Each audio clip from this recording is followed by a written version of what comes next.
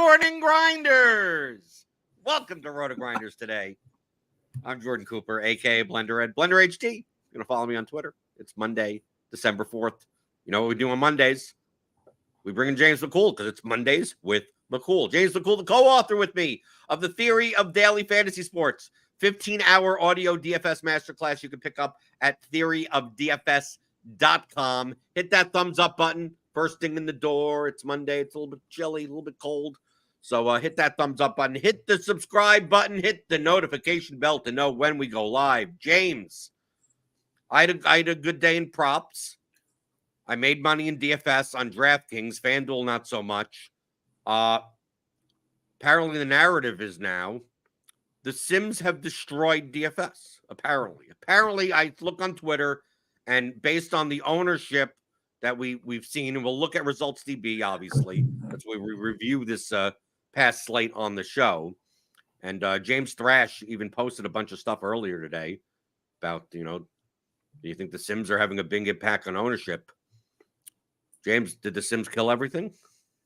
No. How did you do? And then we'll talk about this narrative. Well, we don't really have to talk that much about how I did. I did okay. I cashed one out of my three. It was a San Francisco overstack. So my best lineup was a Purdy plus AJ Brown plus Devontae Smith plus Brandon Ayuk plus Deebo Samuel. It was the best lineup that I had. Hold on. Did you fit anyone else in that lineup? Who you play? Did you have Brevin Jordan? I'm assuming you had Brevin Jordan and the cheapest defense or something. Yeah, I had Brevin Jordan, and then I had Zach Moss and Antonio Gibson. Which Antonio Gibson's 4,500 in a game where they should be trailing by 30 the entire game. So I was fine with that. And Brian Robinson got injured at the halftime, so you were good there. Right, which felt, that was fine. That was good. But then I also had the Saints defense. I didn't even pay all the way down to defense. I played a defense that I thought was not the worst play on the slate, and they got 0. So but I had a San Francisco stack, which was good, and then I had a Pittsburgh stack where Kenny Pickett got injured in the first 6 seconds, and then I had a Denver stack, which was okay. The Denver stack was my second best stack, but I went Russell Wilson, Cortland Sutton, Jerry Jeudy, and I brought it back with Brevin Jordan and Noah Brown, who Noah Brown got 0 fantasy points even after Tank Dell broke his life in the first quarter. So that was a bit of a bummer, but that one had Derrick Henry and Tyreek Hill. So that was a pretty good lineup. But overall, I don't know. It was an okay week. It was a week that I would be okay with most of the time, cashing 1 out of 3. So how did you do? I did fine. I mean, the Tank Dell injury actually was not the worst injury of yesterday. I don't know if you were watching. Did you see the guy on the side, the chain gang guy that got ran over by Kamara? Yeah, I did. Yeah, straight up broke his leg. Can't believe they showed, and I don't know if they showed it again or something like that. It's she stumbles out of bounds, and then next thing you know, it's okay, that guy's leg should not go in that direction. So that was wild. Well, there was that one. There was Ramondre Stevenson as well. I think. I don't know, there were a couple knee injuries. My best lineup was a 49ers lineup also. Obviously, they did well. But, I mean, I didn't play anyone on the other side, and I just did Purdy, McCaffrey, Deebo. And I just basically jammed in everyone that was necessary. Also, a lineup that was working good early was I played Goff, Amon-Ra, Laporta with Olave. Yeah. And then jammed in cheap crap from there. That was fine. Amon-Ra just died. I don't know what happened there, right? He was fine, and then he just never caught the ball. Just the Lions just decided everything's going to Laporta at that point. So I catched a bunch of GPP entries. I swept in. I mean, if you're playing cash games on DraftKings yesterday, if you didn't play one of 2 lineups, you're bad. It's just simply put, you're bad. Essentially. What was the cash lineup yesterday? The secret chat cash lineup? Yeah, what was the train? The train was Purdy, Moss, Rashad White, McCaffrey, Tyreek Hill, Deontay Johnson, Elijah Moore, Falcons defense. Some people may have played, instead of Deontay Johnson, Falcons defense, Josh Downs, Colts defense. And some people played Russell Wilson, Cortland Sutton, rather than Deontay Johnson, Brock Purdy. Like you had the 400 to do that. Like, which I was less enthused about. But if you played any of that, if I did not just mention your cash lineup, like in double ups or anything yesterday, you're bad. You're bad. I mean, just you're bad. The cash game core that I wrote up was Purdy, Moss, Rashad White, Tyreek Hill, Christian McCaffrey, Brevin Jordan, and Falcons defense. So right, whatever you did I last mentioned, week, right. That's exactly literally the lineup. Yeah, you couldn't get away from that lineup no matter what you did. If you took out anyone, you lost like 2 points no matter what. Especially Moss, you're not fading that. Well, and when you were to run the ownership optimals, you would get 100% Purdy, 100% Moss, 100% White, 100% Tyreek Hill, and 100% Brevin Jordan. Like, and like 80% Falcons defense. So it was like it was hard to get away from that. I did go kind of back and forth on, because I wanted to suggest Elijah Moore, but I didn't really want to attach a Cleveland wide receiver with Joe Flacco and cash. But like by ownership standards, it made sense. So I cashed in GPP with in the spy or something, one of the spies or red zones with the Flacco lineup. You played Flacco, Moore, and lineup in the spy, or one of the single entries. I don't know. I forgot what I put in. You played a Flacco lineup in a single entry? Yeah. You're bad. Why am I bad? I did well. I had Tyreek Hill and Christian McCaffrey in that lineup. I'm good. I'm fine. Awful stuff. So the 2 talking points. We'll get to the sim crap in a second. I find it funny. This is why some people will actually learn to play DFS well, and there are people that'll just never learn. Zach Moss in the Millie Maker, right? 65% owned. Yeah. Okay. Now, obviously, like in the big Millie, the Mega Millie, he was 84.5% owned. Okay. Yeah. Tyreek Hill was almost 55% owned in the Mega.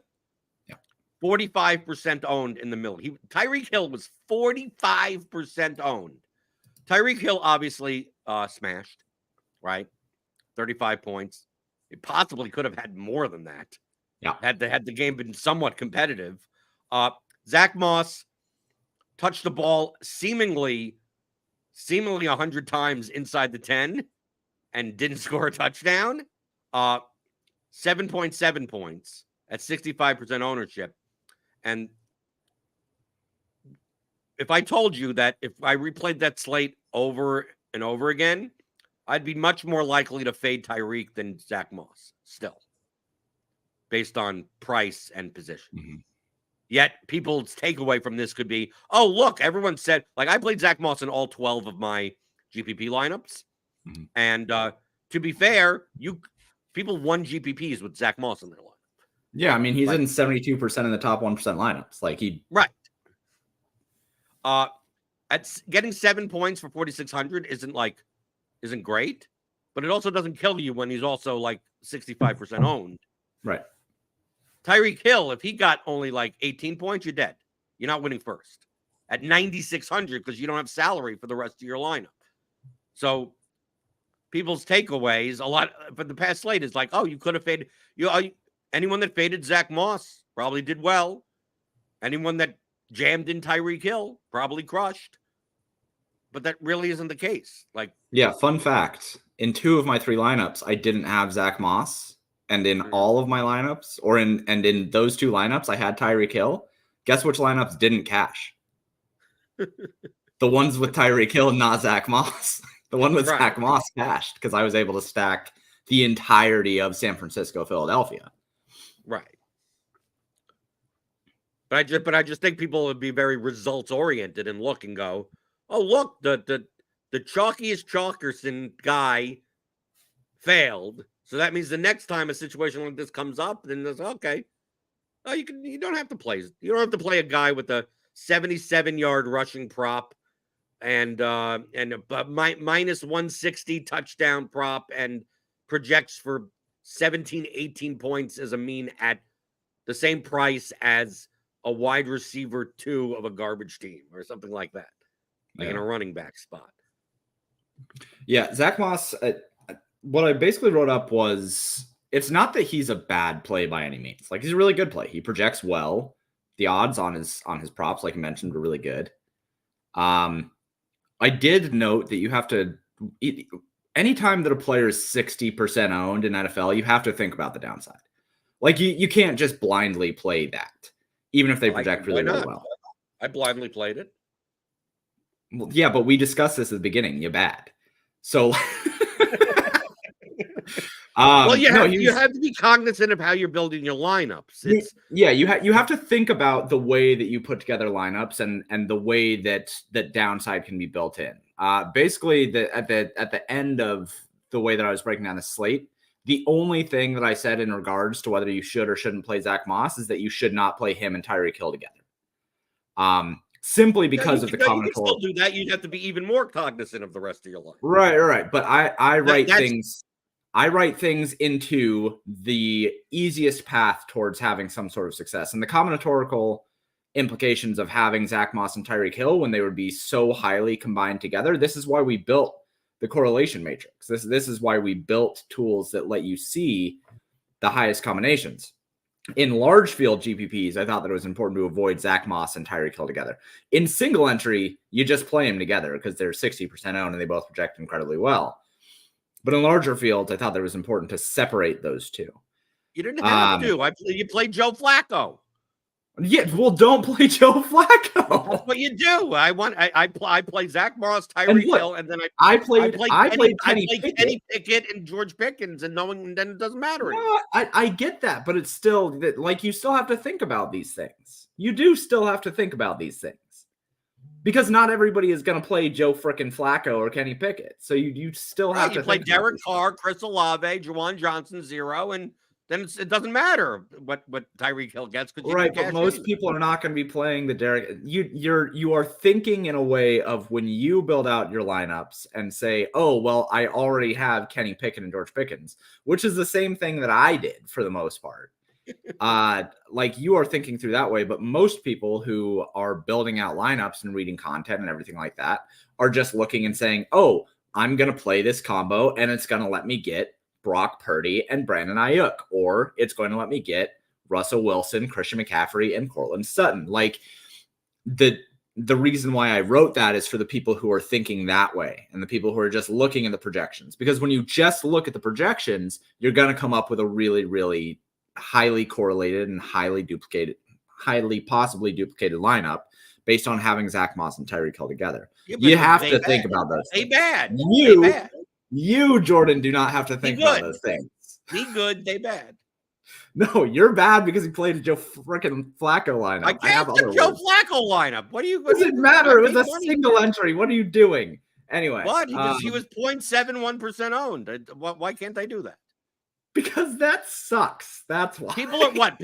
So you're telling me that Elijah Moore is 12% owned, and then like all the people that are playing 12% owned Elijah Moore and 8% Njoku, no one's playing Flacco with them. So when they do well, I'll have Flacco, and I'll also have Christian McCaffrey and Tyreek Hill in my line. Yeah, you're right. You're going to have Joe Flacco, who just got off the couch and was hanging out with Vinny Testaverde as a 38-year-old. And yeah, he's going to be able to like give you low ownership, but whatever, man. Joe Flacco sucks. He did well. Joe Flacco did well. Well, you have results oriented. Before the slate, he sucks.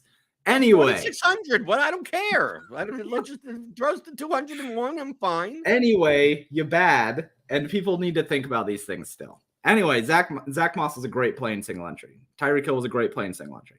Larger fields, I thought you should avoid them together.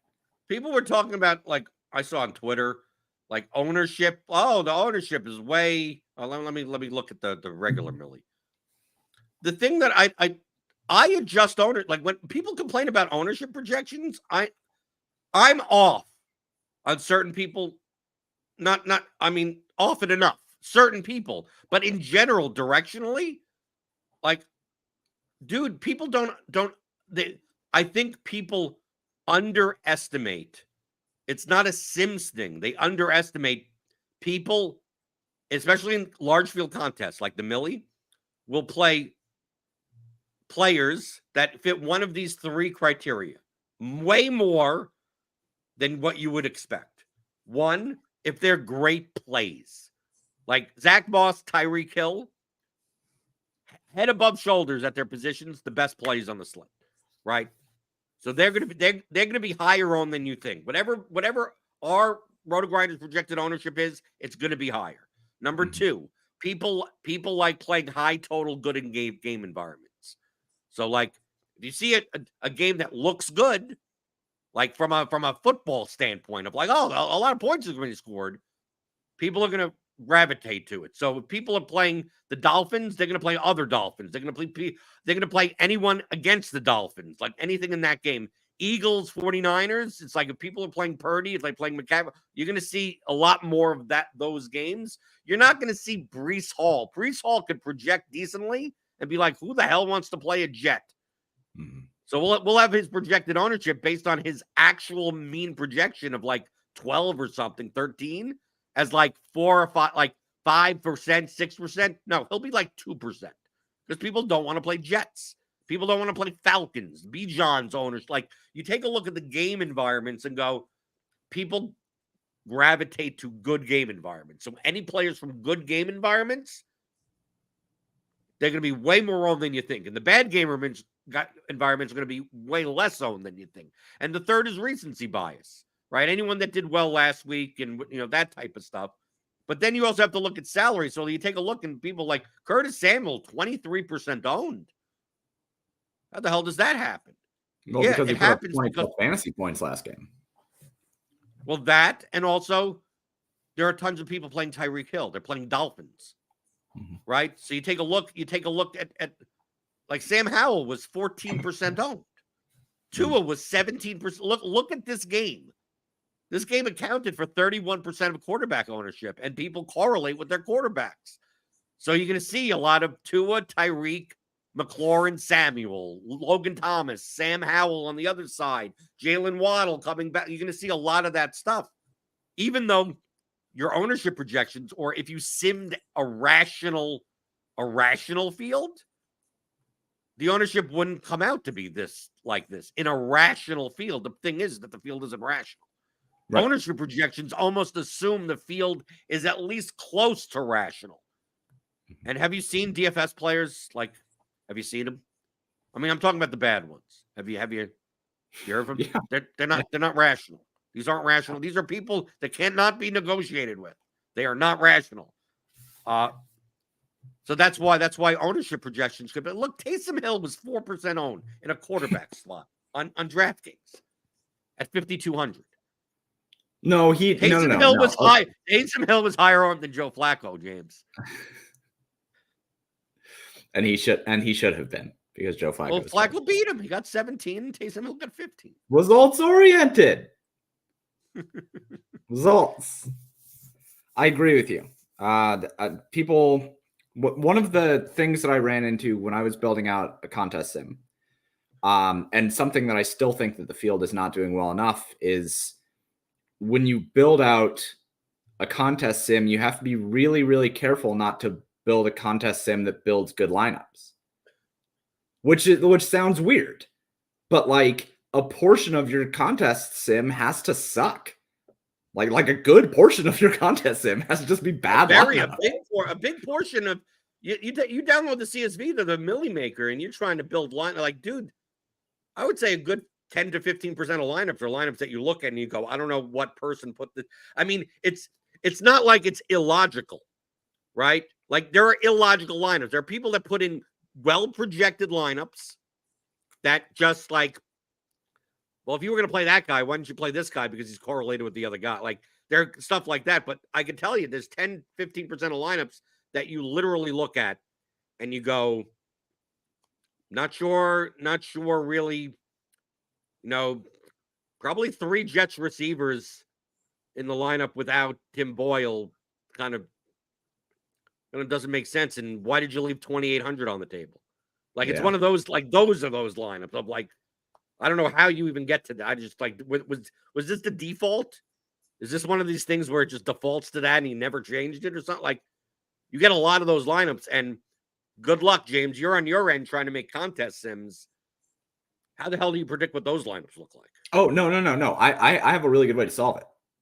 I have a really good way to solve it. Because I'm not optimizing. My contest sim doesn't optimize. My contest sim builds lineups. It's a lineup generator. And then there is a portion that is optimized. And then there is a portion that is correlated based on historical values in contests.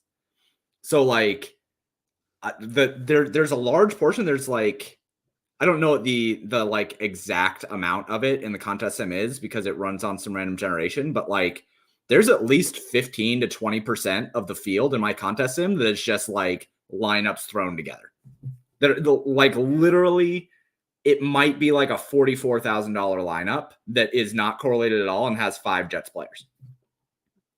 And I think that's the way that it needs to be done. Like there needs to be some sort of this lineup is absolutely awful. There needs to be some sort of this lineup is duplicated, 30 times or whatever, because if you optimize, then you can't simulate into duplicated lineups. Like there has to be this level of randomness and stupid stuff that happens.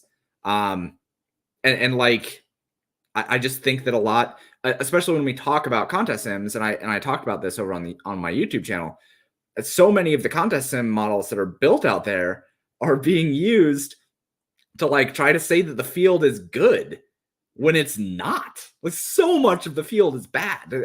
I'm sure that we'll talk about the Justin Freeman tweet later on. Right. Like, but I agree with Nerdy Tedder in the chat. If he says I've not done it, but if I was simming the Millie field, I would probably just pretend the contest was 25% smaller. And could be Travis asked like, what would be the reason for it? It instead, see, his thinking. I'm more in line. Like he's thinking more bluntly, and you're thinking more precisely. Like precisely, you want to throw in these 25% of these lineups that are just like, what the hell are these lineups? Yeah. So your contest sim could be more accurate. I think from Nerdy Tender's standpoint is that 25% of the field is just so hopelessly bad that why don't you just act like you're not even competing against those lineups at all? Because those lineups are losing 5x the rake. You just want to sim yourself against the 75% of the field that actually could make a competent line. No, you don't. If the end goal is to project your realistic expected value of your lineups. Not if that is the end goal. Now, if your goal is just to say, you're not going to get how precise is that going to be regardless? I try to build things in terms of if I continue to refine this and make it perfect, then I have an end goal of X. That's how I try to build things. I'm not there. I don't think that my contest sims are perfect. In fact, I don't think my contest sims anyone can ever get there. I mean, dude, some of these, the 25% of the field of a Millie maker, dude, the accuracy of the lineups that come to actual. I mean, dude, you know how many combinations there could possibly be? No, and there's no logic behind. There's so little logic behind some of these lineups that, like, how would you couldn't even program it? I'm with you. I'm totally with you. And I think that it's one of the reasons why I think that contest sims are never going to kill DFS or whatever these people are saying, because like when you think about how a contest sim is made, what we have right now is basically like arithmetic when we're trying to deal with calculus. Like it's just not even close. But the best that we can do right now is try to set something up to be either blunt, which there are a couple different sim products on the market that are blunt. And then there are a couple that are trying to be more precise. And there are trade-offs in going either way. I don't think that there's a right or wrong answer with where we are at with contest sims now. My way of going about it is saying, I know that a lot of the field is bad, but I still want to try to project the entire field because I think that it's important to have the bad lineups in there and compete against the bad lineups. When you upload a portfolio into a contest sim, sure, you want to see how well you're going to do on the entire field. But if you're leaving out 25% of the field, then you're leaving out, so many lineups that you are competing against. Like you still have to compete against those lineups in the real world. So theoretically, yes, it makes it bluntly more applicable the way that Nerdy Tenor is saying it, but I think that in practice, you are losing out on a pretty decent amount of the precision that comes with what you are trying to do with a contest sim in and of itself. Right. And Justin tweeted about like how many polls of like what percentage of the field, and he's obviously talking about entries, not users, right, of a milli field. So 100, like there's 163,098 entries into the milli yesterday.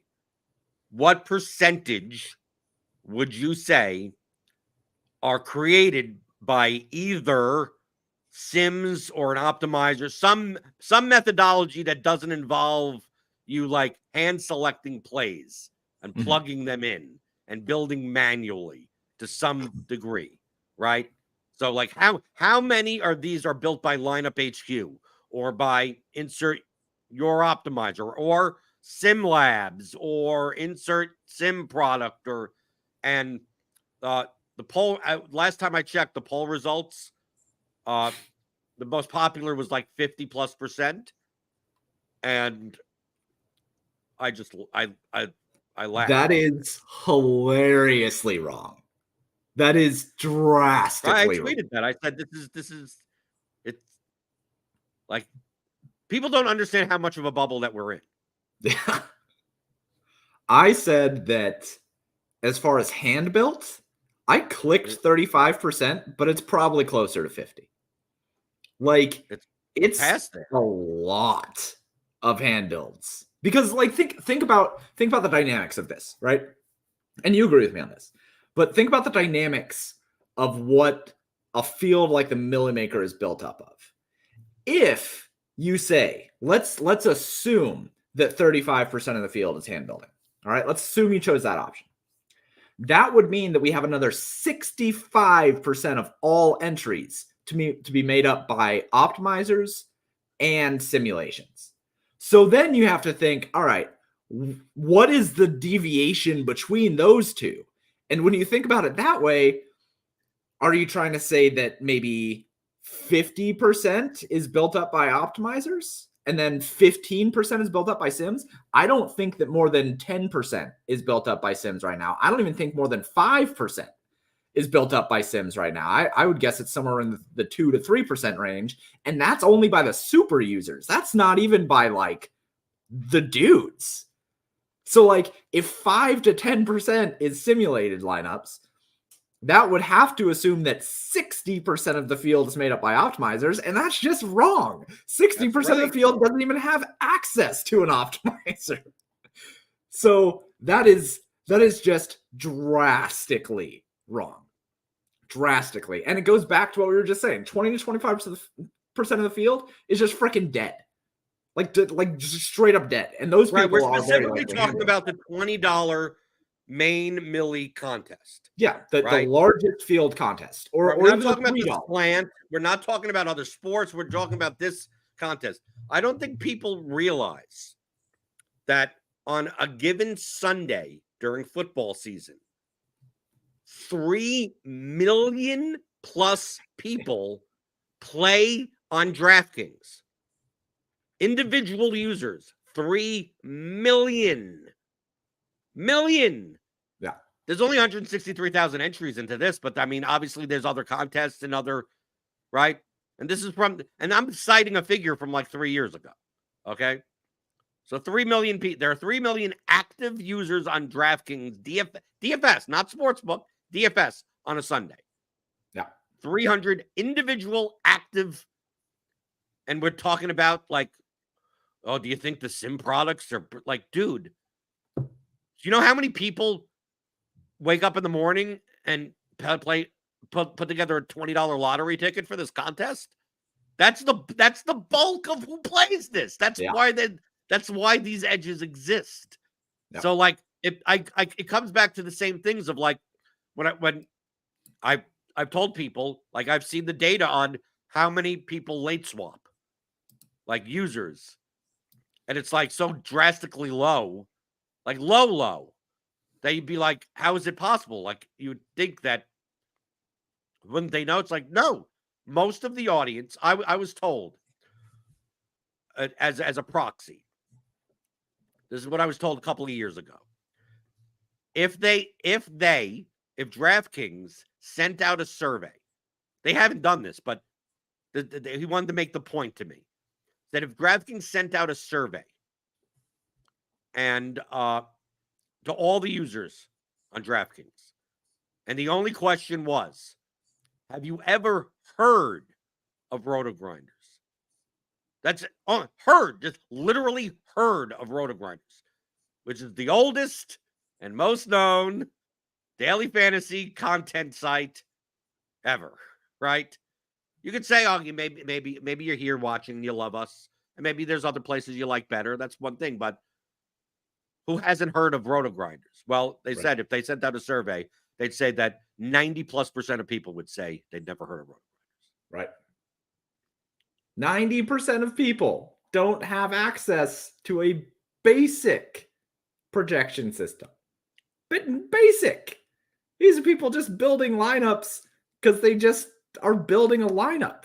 They may listen to they may listen to a podcast. They may they may look at the ESPN article or like someone like dude, they may be reading, Will write something for Rotoballer or something like that. Like they may read some stuff, but they're not approaching DFS like we're doing on this show or on RotoGrinders at all. They're approaching it as it's a $20 lottery ticket. What are some good they have their season-long league that they care about more, right? That they have in the office or amongst their friends. And they're like, I'm going to throw together a $20 lineup, right? Start, sit. And maybe they're playing players that they already have on their season-long team. I mean, and then they check and then they'll Google best players for week 13 and Google a couple of articles and go, oh, I didn't realize that Jonathan Taylor this is Sunday morning. They're like, oh yeah. Oh, I didn't realize Zach Moss was so cheap. Yeah, I guess this guy says he's a must play. So, okay, I got that guy in my lineup. That's 90% of people that play DFS. Why do you think there's an ad? Why do you think we still play this? Right. If that wasn't the bulk of the people, then the rate would be too high and none of us would win. That's why NFL season is the best season to play. It's crazy to think that people still, and we'll talk about whether Sims have killed DFS more in depth, I'm sure, but people just have no concept of what we're dealing with when it comes to the kind of people that we're looking at. And I think that a lot of that comes from kind of a misunderstanding of, one, how to build out models and projections and stuff like that. Because when you build stuff like that, you have to look at what the field has been doing. You have to look. And you look, Jordan, you look at what the field has been doing. So you have a good understanding of just how bad a lot of these players are. And you can't come to those lineups using an optimizer or using a simulation product or using any kind of reliable projection system. You just can't. They're literally lineups that you look at and you think that this person has never watched football and they're just picking names out of a hat. It's like if Margaret built a lineup of all of the most attractive baseball players, right? That's the kind of stuff that makes up a lot of the NFL ecosystem. Skip S in chat says, I've been with DFS since day one. I still make bad lineups constantly. I made a terrible lineup last week. Why did I build a Pittsburgh lineup? What's wrong with me? No, actually, that lineup's I played Joe Flacco, right? Apparently that was bad. Flacco lineup. That lineup's terrible. What are you doing? You put it in a single entry. You're bad. But yeah, and to clarify, Skip S, the reason why we say that 20% of the lineups are just dead on arrival and just straight up not good. Blender and I have talked about this a couple of times, but there's a large handful, especially in NFL. It's a little bit lower in something like NBA, a little bit higher in something like MLB, of lineups that are just straight up that they either don't have the upside or their median projection is too low or their ownership is too high. They legit don't have a realistic chance to win a GPP. They're just bad lineups. For instance, playing poker last year in December, playing poker here live at Caesar Southern Indiana, there was a guy at the I literally saw him. I mean, I was been playing with him for a while. That he opened up the DraftKings app. It was Sunday. Open up draft. It was literally Sunday. It's NFL Sunday. Yeah. And he opened up the DraftKings app and he was checking like his DFS lineups. And I said, who do you, he was sitting right next to me. He said, who do you got? Said, yeah, I play this every so often. This is a profitable poker player. So I am expecting someone that's like, oh, someone that probably watched my shows or something. I mean, like that type of stuff. And he had like 3 lineups in the $20 Millie Maker, and he showed me one of his lineups. And like, obviously I was playing, you know, I had lineups in, and I look at the lineups and I go, like, how did you build a lineup and you missed like 5 of the top projected players? Right. I said, wow, very contrarian lineup. He said, you really faded the chalk right there. And he looked at me and he said, what does that even mean? What does chalk mean? I know. What does that even mean? I said, you did whatever the highest projected players for like the value plays. I'm like, well, you didn't play this guy, that guy, and that guy. And he goes, yeah. And then whatever the highest total game was, he said, yeah, but this team has a horrible defense. So I figured I'm just going to play like 4 guys from that game. Even though they were horrible values and stuff. And like he had like a punt tight end that like literally was like a tight end 3, even though there was like a $2,700 tight end that was actually getting like a 14% target share that in cash games was like 47% owned. And it's like, why did you play the 3rd tight end for Carolina instead of like the $2,700 tight end that projected for 11 points? I mean, right. But his reaction was kind of right there, man. Trey McBride was 2,900. Right. It was something like that. But I mean, his reaction was essentially, I don't even understand what you're even talking about. I'm just trying to pick players that I think are going to do well. And this is someone that plays poker like well. And like you think mindset wise, it's like, no, this person is just literally gambling on 3 lineups. Yeah. And that's the bulk of people that play. It's crazy. If you're watching this show, there's 60 people right now watching the show. We're not normal. We're not the normal people. No. You may think that oh, well, how about all the people that listen to all these shows and those shows and this thing? Like, dude, there's 3 million people that play on Sunday. Take a look at their view counts on YouTube. It's nowhere close to 3 million. Right? Take a look at any fantasy. Like it's dude. So that's why these arguments that I see, right? TJ posted, right. We're not normal. You're weird. But that's why I did the Sim. Oh, the Sim's going to kill DFS. Dude, so much of the field doesn't even know that this content even exists, let alone they're building it themselves. Like, the Sims aren't killing anything. They're not killing anything. At least not now. No. I don't think they ever will. I think that it is... And it's kind of the same way that I feel about AI technology right now, where like people have these illusions of grandeur of what technology can be capable of, and like building out artificial general intelligence based on AI models and machine learning and LLMs and everything like that. And like the architecture and the structure of what AI can produce now is really cool in and of itself in what you are asking it to do. Like ChatGPT is cool, but if you ask ChatGPT to play chess, then it's going to get its ass kicked, right? Like it can't actually do cool things outside of just answer questions that it found on the internet. Same thing kind of with contest sims. Like contest sims in and of themselves are a really cool thing that the industry has put together. But like when it comes to the end game of what will actually kill DFS, I don't think we'll ever get there. There are too many moving parts. There are too many unknowns. There are too many unknown unknowns. And there are too many things that are too subject to human nature and a logical thinking, right? Like here's the thought experiment, right? Say that for contest sims to be able to kill DFS, contest sims have to be able to perfectly like say that we can perfectly project in NBA, we get to the point where we can project a player's fantasy points within one standard deviation 95% of the time, right? Like say we can do really, really well with NBA projections. This is in the future. We're not even there yet, right?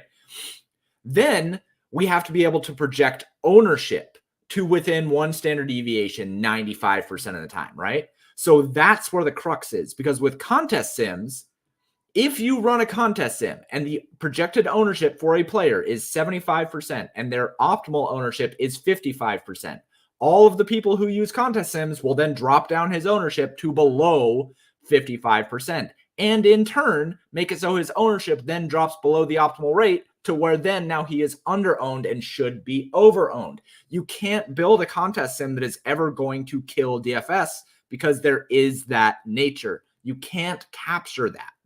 You can't capture it. So well, like already captures that. That's how his stuff runs. It runs against each other. And I agree with him in the chat. The question is not whether or not the sims are perfect. The question is, are they good enough to win? And we will get to the point They're good where enough they to are win. Who cares? Then win. right. So then you can end up winning with them, but they will not kill DFS.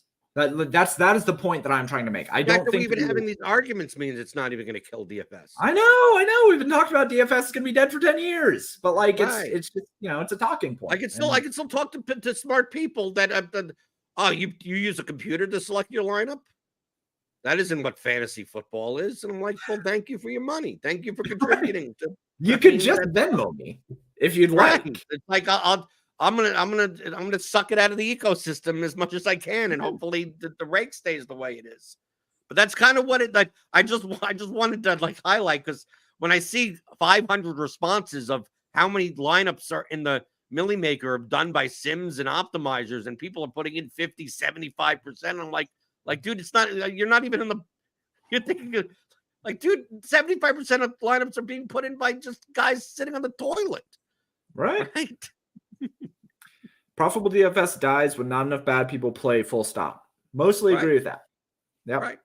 Mostly agree. Otherwise, it's just, you get into that there was some talk in the chat about higher stakes DFS and, a lot of the high stakes stuff. I mean, we're talking like the 2,500, the 4,444, that kind of stuff.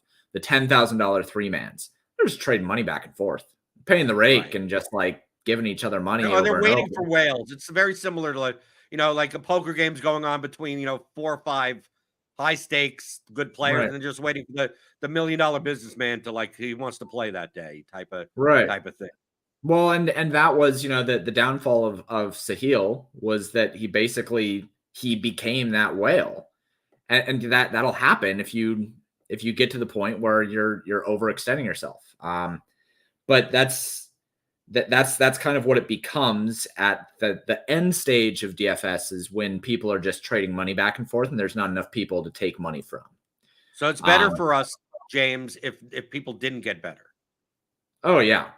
100%. So basically, James, what you're saying, I just want to we'll get you down on the record that you're on shows to make sure people don't get better. Well, I'm on shows to make sure that I can help people get better that want to get better, but I'm also not on shows for 3 million people, for 300 million people. If I started doing shows for 300 million people, I'd stop doing shows. Right. So we want, so basically, our stance is that we want the 60 people watching currently to get better, but no one else. Right. I want the 300 people that subscribe to Pater to be really, really good, and nobody else. I want everyone else to be. Right. I want everyone else to play Joe Flacco, Elijah Moore lineups every single week in single entry, and I don't want. Are the Browns on next week's slate? I will do it again if he's that cheap. I know you will. I will absolutely play a Joe Flacco, Amari Cooper, Elijah Moore, and Joe. What do the Browns play? I will absolutely do that. Assuming that he's under 5K, why the hell not? He didn't do badly at all. That was a quarterback upgrade for them. It was actually a quarterback upgrade for them. That's not James. So people can find you paterdfs.com. Yeah, paterdfs.com. Been really putting in a lot of work for sports betting stuff, and we're gonna have some content over in the Discord for the in-season tournament. There's a lot of stuff over on the sports books for filling out brackets that looks like it has a lot of overlay. So I'm going to be probably trying to hit those for the in-season tournament. But you can find me on Twitter over at Pater_DFS if you want to talk to me on there for some reason.